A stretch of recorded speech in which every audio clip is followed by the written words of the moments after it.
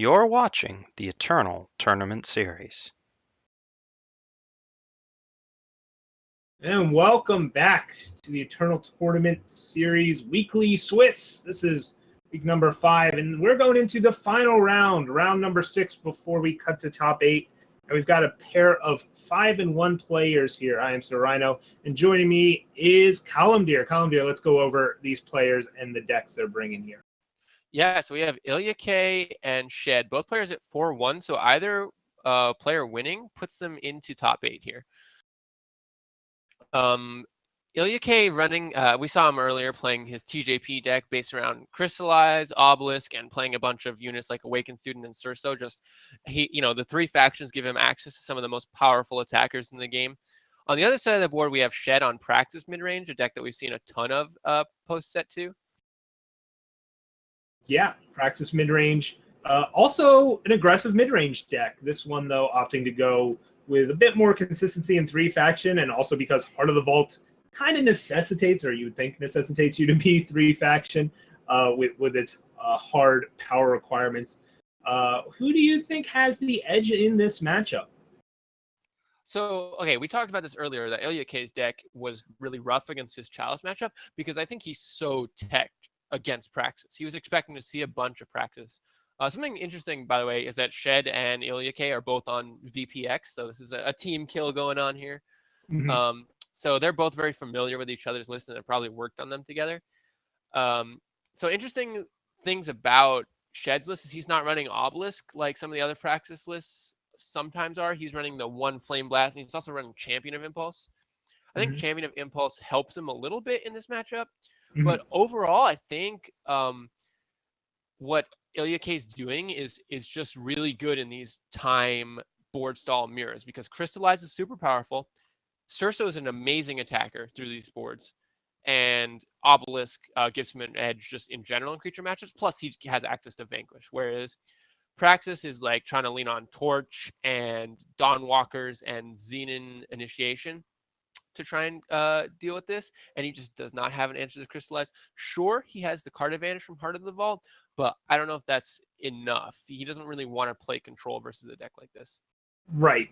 The key here is that Shed is going to have to get out to some fast, explosive starts off the back of, say, turn 1 Initiative Sands, like we see here as play is underway, into turn 2 Dawnwalker, right? And then backing that up with the right amount of pressure and hoping IlyaK stumbles on power, which he's kind of doing here with 3 depleted power in hand. Yeah, so I think one of the biggest advantages of playing the two faction version of Praxis, not going for the dark card that we've seen some people run, or as we saw earlier today, splashing for Primal, is you get to play Initiative Sands, right? You get to just curve out super sweet with Initiative Sands. Yep. Initiate does not provide influence, but certainly provides power, and we see that at work here. Shed, though, could use a bit more influence, especially with this Heart of the Vault in hand.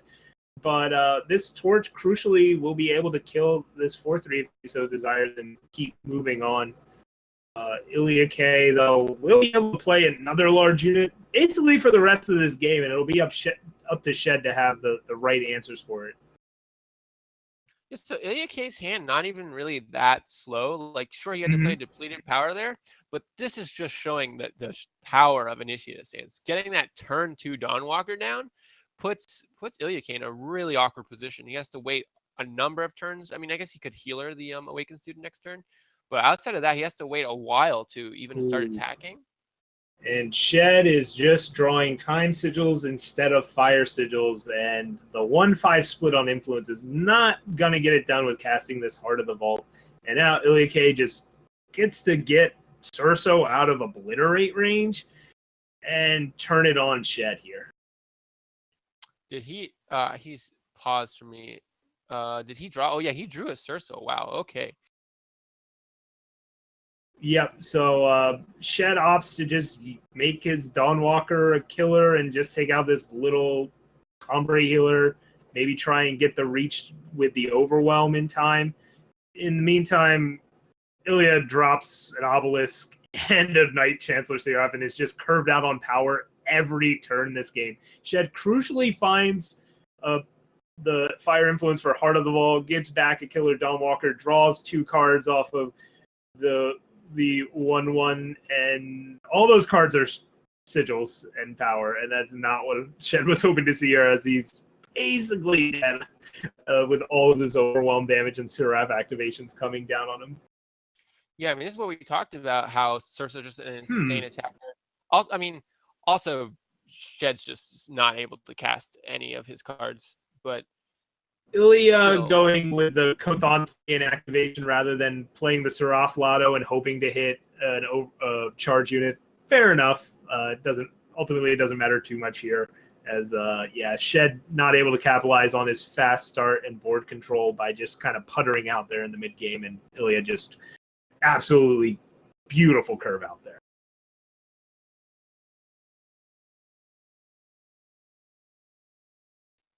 Yeah, so Ilya takes it. Like we talked about, he's tuned for this matchup. I mean, admittedly, not a particularly impressive draw for Shed.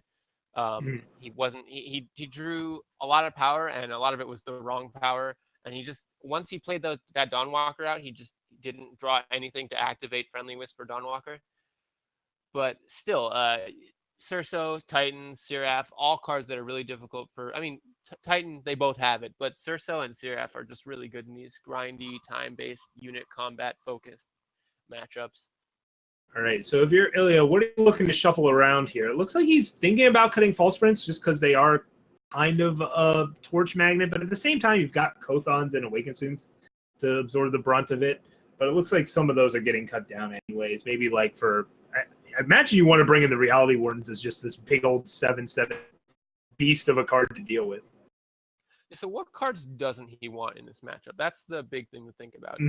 Because his deck is really teched out for Praxis. He's got, like we talked about. How much do you think he wants Protect in this matchup?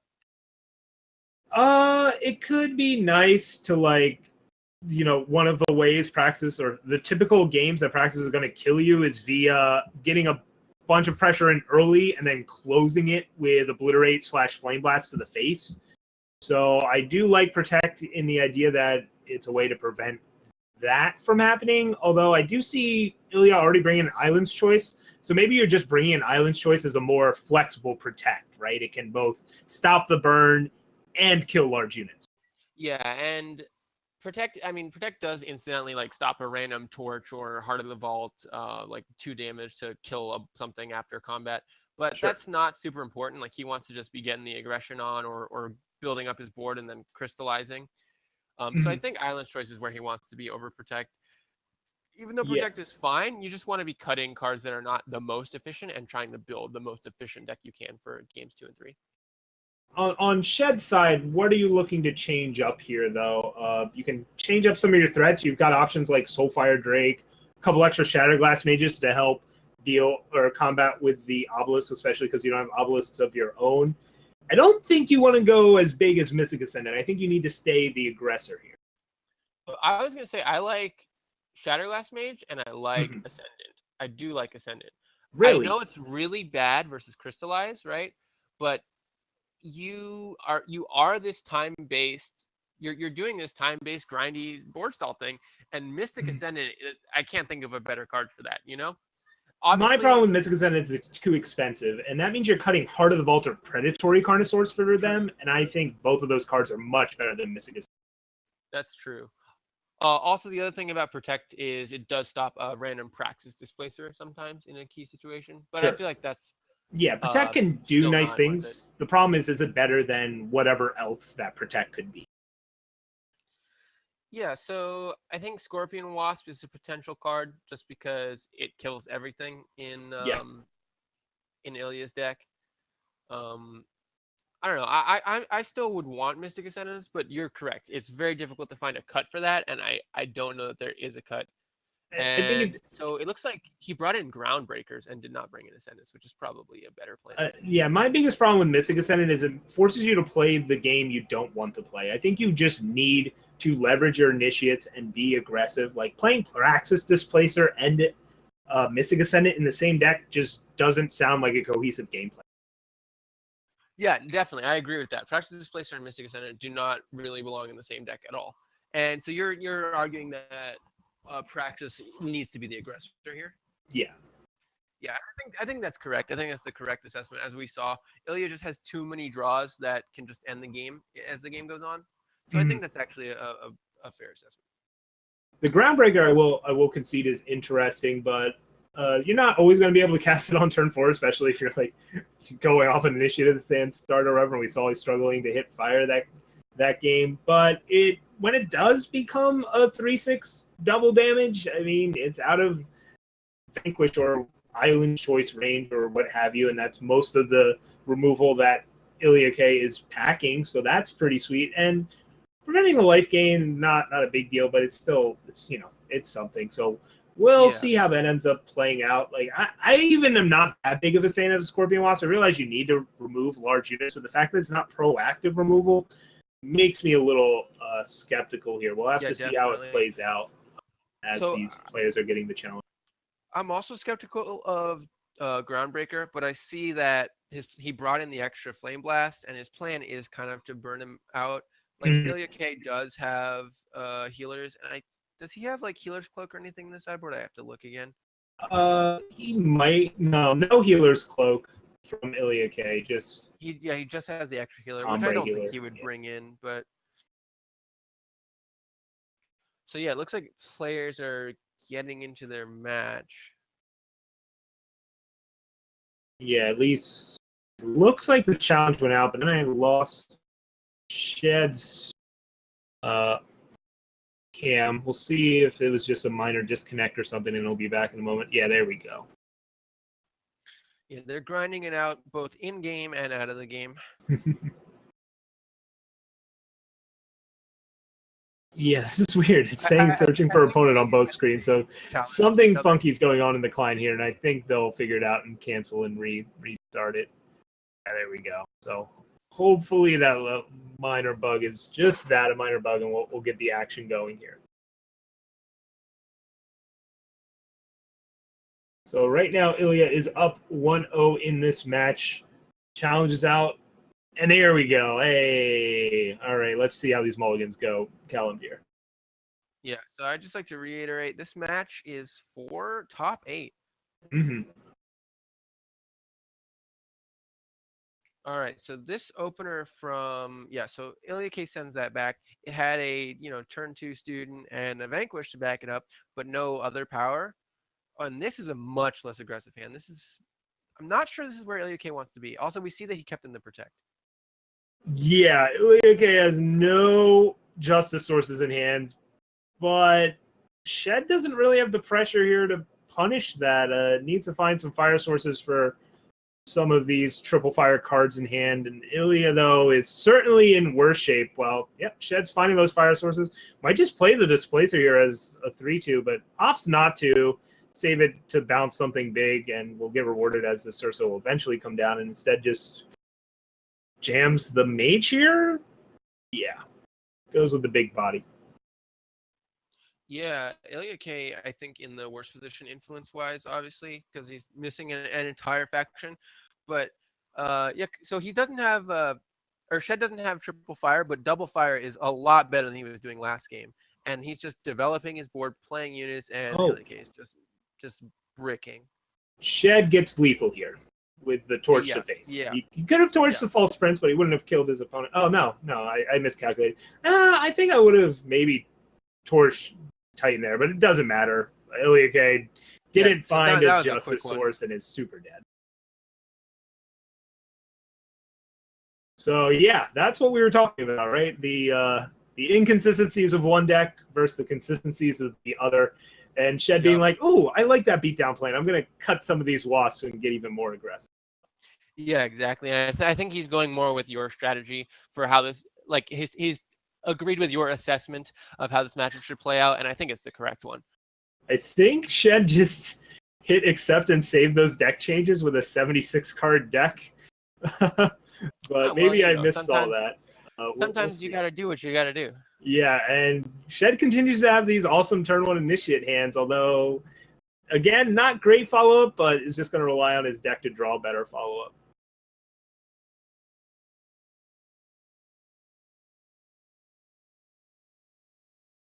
All right. And it Okay. looks like IlyaK doesn't have any 2-drop yet. It is on the draw, but found a false prince to hopefully do something early. And they lose Cam there. Maybe we're just getting the source reset here. Yeah, it looks like there's just a slight hiccup. So we're just waiting on that. There we go. Ilya at least played the seat, and we're back. All right. Yeah, so he doesn't have man, geez, okay. All 3 games Shed has had the initiate, like you said, and this one is double initiate. That is where, like we said, the Praxis deck, it's not tech for these time mirrors, but it's just a lot smoother. Yeah, that is on the play. Turn 3 Rhino drawing you 2 cards. If you're Ilya, you're kind of scared of that, and you're just gonna have to deal with it. But Shed is essentially sitting on a hand of all power, but can use this Obliterate to clear the path and keep the damage flowing if he so chooses. Or might, yeah, he's thinking he might want to save this Obliterate for a Sandstorm Titan that could be coming, but I think it's in his best interest to just push damage. Yeah, absolutely. IlyaK goes down to 8 here because of the False Prince interaction there, getting through for the full 5 damage on that Obliterate. I mean, IlyaK paid 3 for a 5/5, and Shed paid 5 for a 5/5, and Shed was perfectly fine with that because of how far ahead he is on power. If I'm Shed, I'm thinking about at least swinging with all of my 1/1s. Maybe not the 5/5, but even just getting in 3 damage here could be good. But he opts to even give up the 5/5 and get in for 4. I think he's really banking on IlyaK not having healers or more blockers, or drawing another Flame Blast or Obliterate, because he's got another 5 burn spells, but that Combra healer is going to do a lot of work for IlyaK. That healer draw is huge, but getting him out of Obliterate range doesn't seem to matter as Shed, though, sitting on a lot of power. He had the explosive start he was hoping for. Even got to turn one of his powers into a 5/5 Overwhelm unit, but just hasn't found anything else to do with all this power. Yeah, this is looking... It was looking really rough for IlyaK, and very quickly turned around because the Praxis deck just ran out of gas so fast. Obviously, he can top deck. I believe he has Heart of the Vault still in there. I don't know why. Oh yeah, and Flame Blast. So he could top deck like a Heart of the Vault, grabbing an Obliterate or a Flame Blast, and that'll give him lethal. But no Heart of the Vault's in sight. Shed's staring down a lot of damage coming at him, but gets to kill this Combra healer. No, that's it. Man. That's it. That Crystallized does it. And that puts IlyaK into the top 8 with his TJP deck. He made the call that he was gonna beat Praxis decks, and he ran into some... I mean, he ran into 2 Chalice decks, but he ran into Praxis here in round 5 or 6, and it gets him into top 8. Yeah, Shed just getting just in the flood, right? Awesome openers, just not enough follow-up to go with it. He executed his game plan, but didn't quite draw the right things. And Ilya, although certainly was stuck on, had some power issues in certain games, ultimately the power level of his cards more than made up for the greed of the influence, if you want to even say it that way. It played out exactly how it should have. Like he lost one game to inconsistency, and the games where he played his cards, he won. That's what the 3-faction deck does. You end up with more powerful cards, but you're a little less consistent. Yeah, so IlyaK makes it into the top 8, locks that up. Shed can still make it in on tiebreakers. We'll have to wait and see how that pans out for him. But still excellent performances from both players, and nothing new from either of them. We've seen them both in the ETS for sure. We'll see more of them going forward. And that game was super close. It was pretty fast, but Shed was like 1 or 2 draws away from winning that game. He just drawing the initiates and all the power was just a little too rough. But yeah, so now we have our bracket. I think all of the games for round 6 are finished. Yep. We have 3 more going on, I think. Yeah, so there's just a few matches open, but we've got a lot of results, so let's go over them here. Yeah, so we have IlyaK, Danibor, and Hulkbuster all finished with all 6 matches that are 5-1. So we haven't seen Danibor or Hulkbuster on stream yet. No, we have not caught some of the the top, but Danabor's on a JPF control list, so again, Bolot and Nakova is going to be probably making the top 8 here, which is sweet. Oh yeah, he's definitely in top 8, and Hulkbuster on a armory list, a Mokto armory list. This is actually, so I actually really like this list. He's cut all the Rakano artisans out, and he's really playing Fire, Justice, Shadow mid-range sort of, or control, where he's got 4 Ikarias and 4 Moktos. And Ikaria is a powerful control finisher. Like, you know, it's good in armory and all, but she's good on her own. You don't have to play her with weapons. You can play her with units. It's totally fine.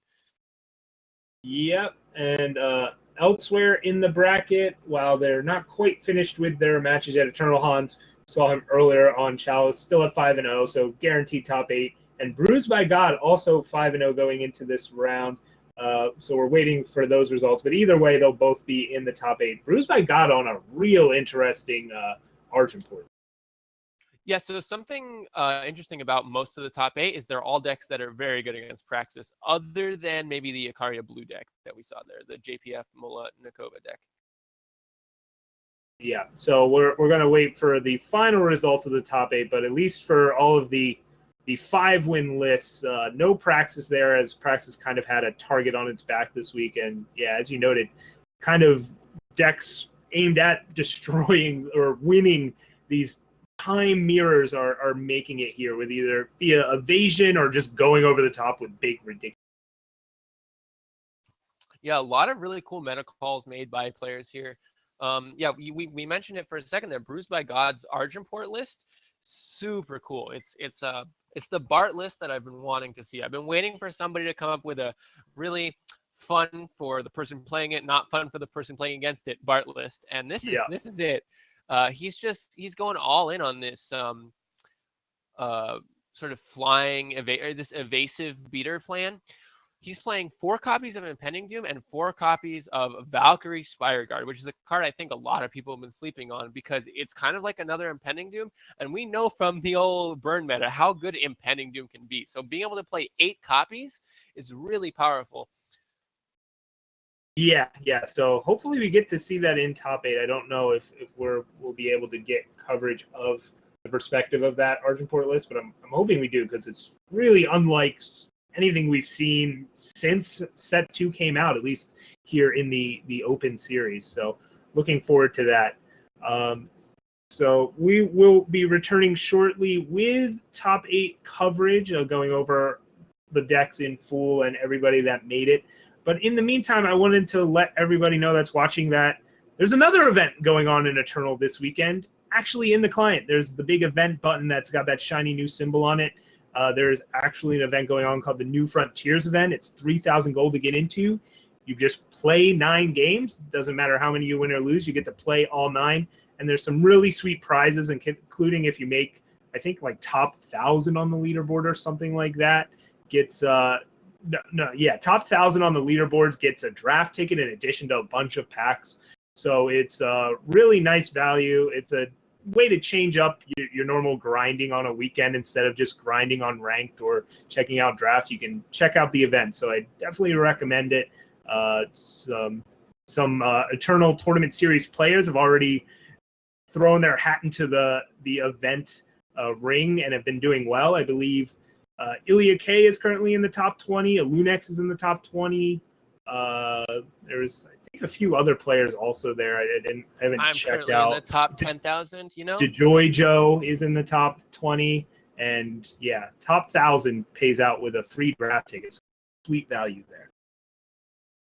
Yeah, it's fun to play with a little something on the line rather than ladder, which is sort of a grind at times. So it's really cool. And it's also you play against players that you might not normally play against. Right. As far as I can tell, there's no MMR built in. You'll see some new names that you haven't seen on ladder, and that's always a lot of fun to see what other people in other spots on the ladder are doing in competitive set. Oh yeah, I definitely lost to an Amethyst Acolyte. Nice. Hey, that card's legit, man. Kills a Dawn Walker forever. When you're playing a bunch of Oni Ronins, it's pretty rude. Oh yeah, I like that. Yeah, I've been thinking about like playing Fireman Cub in a couple decks, and I'm like, is this even better than Amethyst Acolyte? Maybe I need to reevaluate this card. Yeah. All right, but with that all said, we'll catch you on the flip side once we get this top 8 settled and get back into the Eternal action. Catch you then.